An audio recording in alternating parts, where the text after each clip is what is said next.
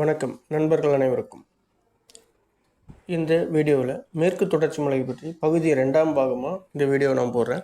இந்த 2ஆம் பாகத்தில் மேற்கு தொடர்ச்சி மலைகள் எங்கேருந்து எங்கே வரைக்கும் நீண்டு பறந்து விரிந்திருக்குது, மேற்கு தொடர்ச்சி மலையில் என்னென்ன இருக்குது, இந்த மேற்கு தொடர்ச்சி மலைகளில் இருக்கின்ற தமிழகத்தின் உள்ளே இருக்கின்ற மலைகளின் பெயர் என்ன, சராசரியாக அதோட உயரங்கள்லாம் எத்தனை, தமிழகத்தில் இருக்கிற மேற்கு தொடர்ச்சி மலைகளில் உயரமான மலை எது, அதனுடைய சிறப்புகள் என்னென்ன, தோராயமாக அது எந்தெந்த மாவட்டங்களில் இந்த மேற்கு தொடர்ச்சி மலைகள் பயணிக்குது அப்படின்ற டீட்டெயில்ஸை இந்த மேற்கு தொடர்ச்சி மலைகள் பகுதி 2ல் நம்ம பார்க்கலாம்.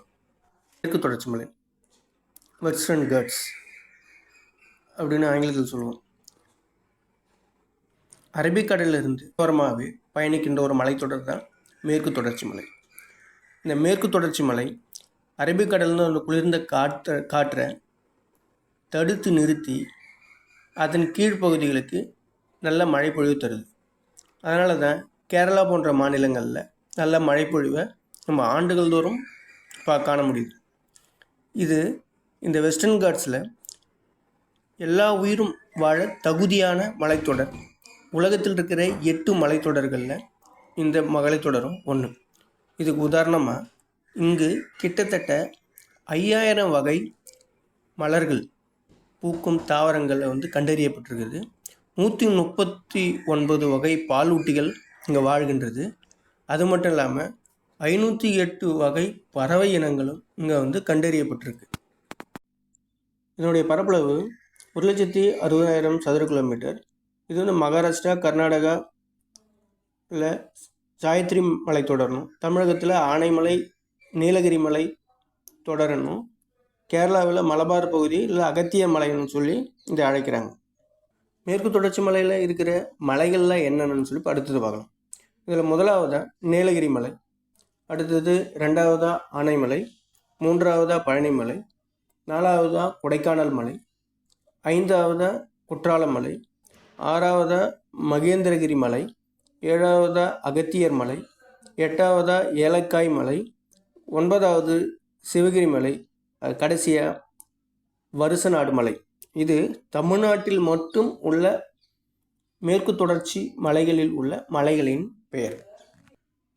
நம்மளுடைய அடுத்த கேட்டகரியில் மேற்கு தொடர்ச்சி மலைகளில் உள்ள முக்கியமான மலைகளும் அதனுடைய ஹைட்டு எவ்வளோ இருக்குதுன்றதையும் நம்ம பார்க்கலாம், மற்றும் அதனுடைய சிறப்புகள் என்னென்னு பார்த்துடலாம். இப்போ முதல்ல நம்ம நீலகிரி மலை. நீலகிரி மலை 2637 மீட்டர் இதோடைய உயரம். இந்த உயரம் கடல் மட்டத்திலிருந்து சாதாரணமாக நம்ம கணக்கிடுவோம். அதனால் இது 2637 மீட்டர் உயரம் கடல் மட்டத்திலிருந்து. இந்த மலை தான் தமிழ்நாட்டினுடைய உயர்ந்த மலை, நீலகிரி மலை தான். அடுத்தது பார்த்தோன்னா ஆனைமலை. ஆனைமலை உயரம் 2695 மீட்டர். இது தென்னிந்தியாவின் உயர்ந்த மலை. தென்னிந்தியாவுன்னா நம்ம நார்மலாக எதை சொல்லுவோம், ஆந்திர பிரதேஷ், கேரளா, தமிழ்நாடு, கர்நாடகம், இதான் தென்னிந்தியான்னு சொல்லுவோம். இந்த மாநிலங்களில் உயர்ந்த மலைத்தொடர்னு பார்த்தோன்னா ஆனைமலை தான். இது கேரளா பகுதியில் இருக்குது. அதனால் இது தமிழ்நாட்டின் உயர்ந்த சிகரத்தில் கணக்கில் வராது.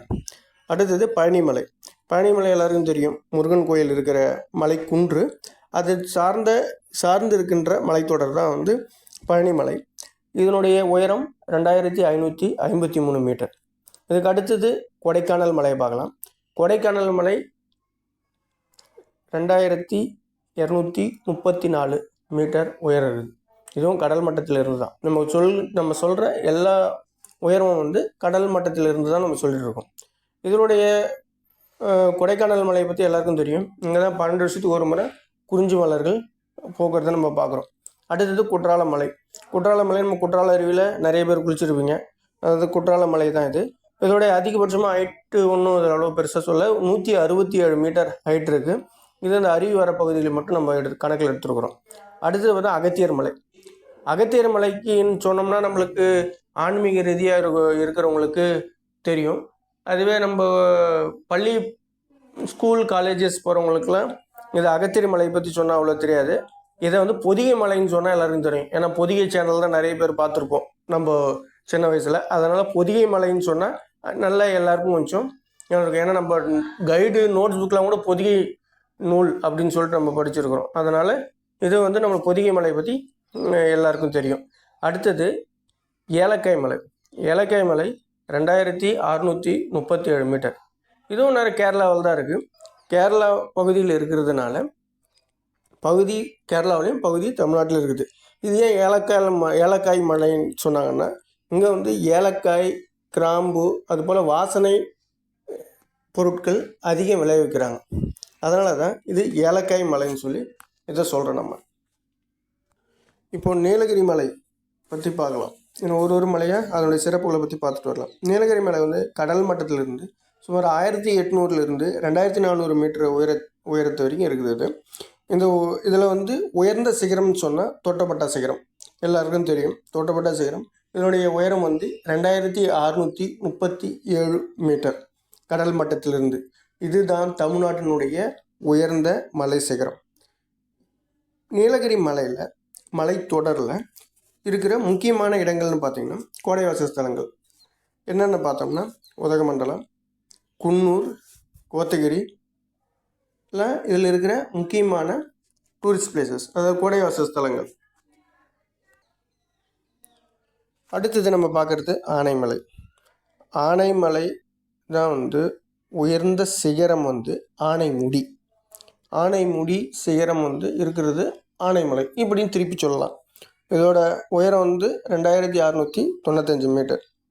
இதுதான் சவுத் இந்தியாவிலேயே தென்னிந்தியாவிலேயே உயர்ந்த மலை சிகரம்.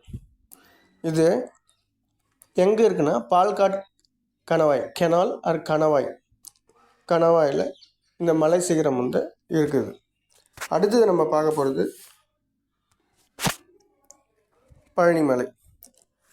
நீலகிரி மலையிலிருந்தும் கேரளாவில் இருக்கிற ஆனைமுடி மலையிலிருந்தும் 1500 மீட்டர்லேருந்து 2000 மீட்டர் உயரத்தில் இருக்கிற குன்று.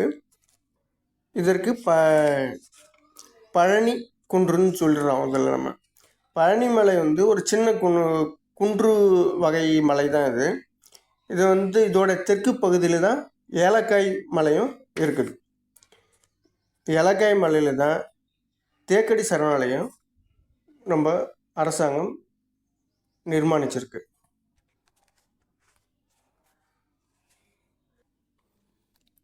அடுத்ததான் நம்ம பார்க்க போகிறது கொடைக்கானல் மலை. கொடைக்கானல் மலை வந்து பழனி மலையோட தொடர்ச்சி தான் கொடைக்கானல் மலை.